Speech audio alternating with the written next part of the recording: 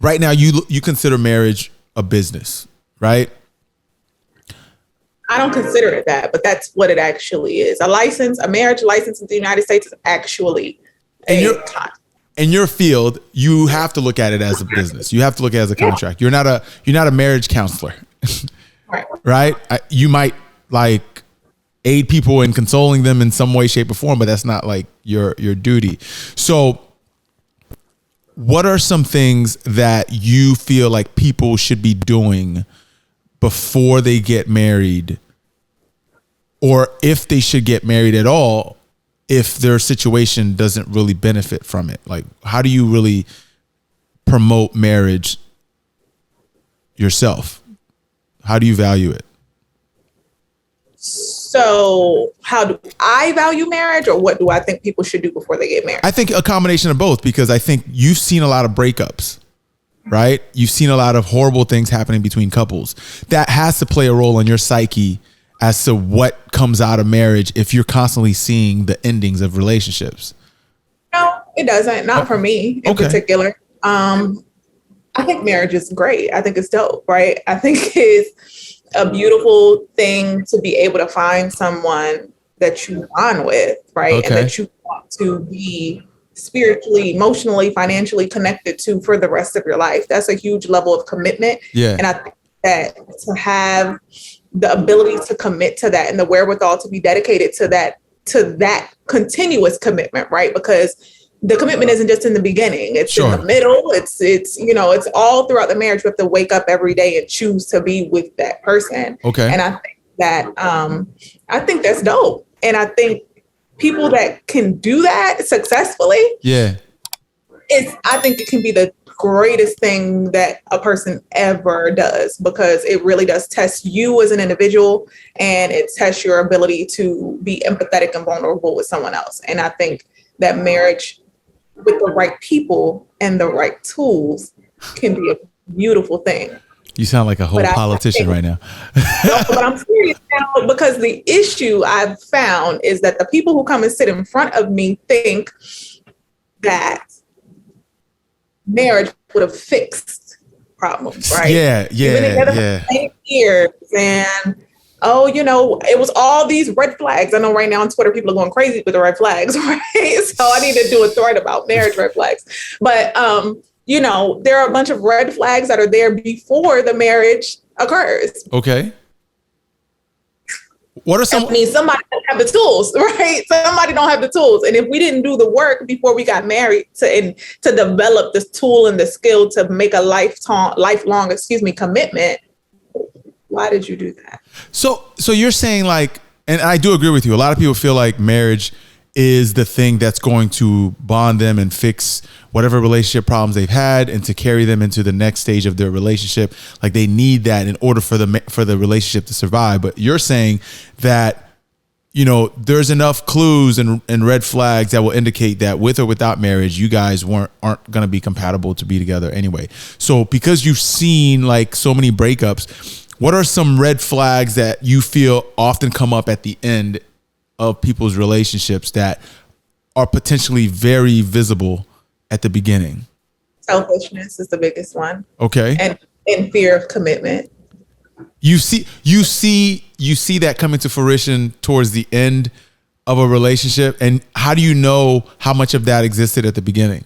They tell you, or you tell me. I'll say, well, how long have you been married? Oh, we've been married for 10 years. Okay. Oh, okay. Well, one of my questions I asked my client was, what was your relationship like before you were married? Okay. That's the first thing I asked them. Oh, it was good, and I'm like, they start speaking in that high-pitched voice. My mama wanted me to be married. I already bought the dress before I met him. Like, damn. Right. So I always ask that, what kind of relationship did you have before you got married? And they'll say, oh, everything was good. There were some issues. Okay, well, tell me about that. Oh, he was a little inconsiderate, or he was a little this. He didn't really want me to be involved in this. He didn't want me to know these things. But we got married anyway. And then I'm like, why? Why? Why did you do that? Oh, well, because we have been dating for 10 years and, blah, blah, blah, blah. And I'm like, oh, okay. And then I'll say, hey, especially my couples that were married, that were together for a long period of time before they got married. I'll usually say, what took you so long to get married? I don't really know. He would say things like, it's just a piece of paper and, it really didn't mean anything. And that to me is a signal of there's a fear of commitment there, right? Because for a lot of people without the marriage license or certificate, people feel like a relationship is disposable, even with children, right? I can still walk away from that. I'm not going to lose out on as much because I'm not married. Yeah, but I'm confused about that statement because you're saying that people who say that it's just a piece of paper are more like prone to walk away and the relationship is more disposable to them. But I tend to wonder, right? I tend to wonder how true that is if 50%, around 50% still marriages end in divorce. Even though I still kind of question how that statistic is really put together. I'm still working on that. But right now the statistic is 50% of marriages, approximately, give or take, end in divorce. So even if you're getting married, people are still tossing, their relationships are being disposable, right? And then the cliche is that the man is the one that has commitment issues, but yet out of the marriages that are ending in divorce, 70% of them approximately are being filed by women.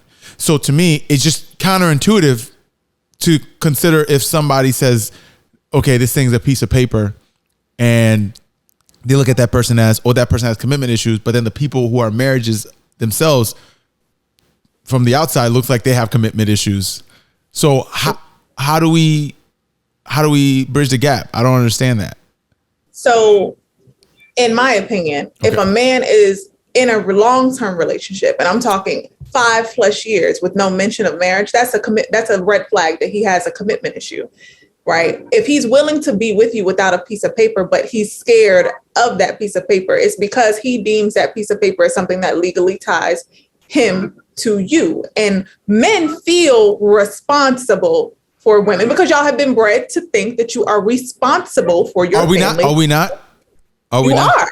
You are. And y'all have been bred to think the same, right? Yeah. But what I'm saying to you is when a man is willing to spend 5+ years with someone with no mention of marriage, that is a red flag that there's a commitment issue that a woman should have been taking heed to, right? Okay. But then when we get in the relationship, she gets married anyway, either because she's pressured him to or because he finally said, okay, I'll marry you. She thinks that commitment issue is going to just be gone. Or she thinks that those red flags were just gone, and they're not. And then when she realizes that the marriage it didn't fix anything. It may have put a Band-Aid on something for a minute, but the wound is still there because y'all haven't fixed anything. Then she gets fed up and now she's like, oh, well, I want out because we got married. And I thought because we got married, everything was going to be okay. That's not true. As a woman in marital law, especially divorce law, and considering how many of these men have commitment issues, right? And I go like this because I'm still debating. And I'm not saying commitment issues are exclusive to men. I feel you. Everyone has a level of commitment issue. I feel you, but the conversation seems to be, around men's commitment issues because it seems to be the consensus that's usually where it stems from, right? So my question to you: Do you feel like there's equal benefit for men in the legal aspects of marriage, given that you're stating that men are trained or conditioned to take care of the woman?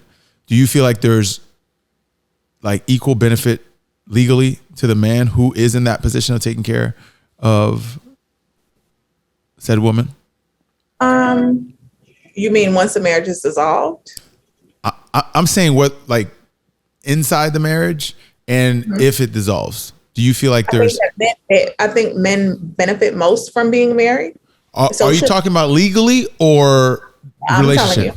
So I think men benefit most socially from being married. Not worried about that. Women, once a marriage is dissolving, benefit most legally from it.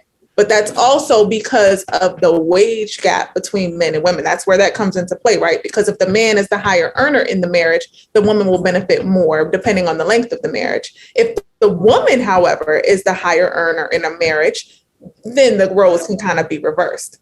But yes, that's my answer. Men benefit more socially. Women can benefit more financially. What are the social benefits for a man being married? Oh, goodness. Where do I start? Men are taken more seriously when they're married, especially men in business. So if you have a man, let's say, that's trying to climb the corporate ladder or pierce the veil, right? I know personally men who get passed up, right? Especially once you reach a certain age. If you don't have a wife or children or show some sort of sign of stability, then it's harder for you than men that are actually married, because in this type of society, a man who can lead a household and take care of other people is seen as stable, and you're going to be more trusted, right, by other people to give you responsibility. So if a man has a woman that he calls his own, has children, bought a house, takes care of them, but is not married, is he not up for that promotion if he's showing long-term? He can definitely be up for it, but I think hold on. If you have a man who's married with the same qualifications, the man who's married is going to get it. I gotta see the statistics on that. I've heard people say that as well as people like other things. I've heard people say that have been debunked through statistics, but this one in particular, I feel like it's a common thing that is discussed, and I don't know. I think a lot of men are reading into the legal aspects of marriage, and they're not really concerned much about the social aspects, right? Excuse me? They should be. I hear you, but at the same time, at the same time, regardless of how much social benefit there might be for a man to walk around with the wedding ring on in order to get these promotions and be like, oh, he's a responsible person, so on and so forth. I think a lot of men are scared of the typical outcomes that they see from, their parents, their peers, as well as just people in society as a whole. I mean, you're in the business of pretty much making money from these breakups, and you probably wouldn't be as successful if people were in, typically happy relationships, right? But there's so many of them that there's an entire industry on breakups. So when a man sees that, he's looking at it like, okay, if I'm likely to be the person to be hurt the most in this, especially if I'm in a relationship where traditionally I'm taking care of the woman, but the punishment is going to come to me if our relationship doesn't work out, and the woman is likely to be a person to end the relationship, given the statistics, isn't there like some kind of justification for the fear for men, or no? In my opinion, no, because like I said, I think that this is where we're. I don't know why. I'm shocked. Because I think for me, right, people want, you got to differentiate between what you want. Do you want companionship or do you want marriage, right? And I think a lot of people don't know what they want because the two are conflated. The two what? If a man, the two, companionship, relationship, and marriage, right? You can have companionship and relationship within your marriage, but you don't have to have a marriage to have companionship and relationship, right? Okay. So you need to figure out as a person, both men and women, what you actually want. If a man decides, I want to be able to take care of this person, have children with this person, and ensure that these children are financially taken care of, then marriage is the thing for you, right? Because that's what safeguards your unit. If a stable relationship is all you want, then you need to go to therapy and figure out what you got going on and all your childhood wounds and fix all that so you can have a stable, happy, and committed relationship. And you don't have to be married to have that.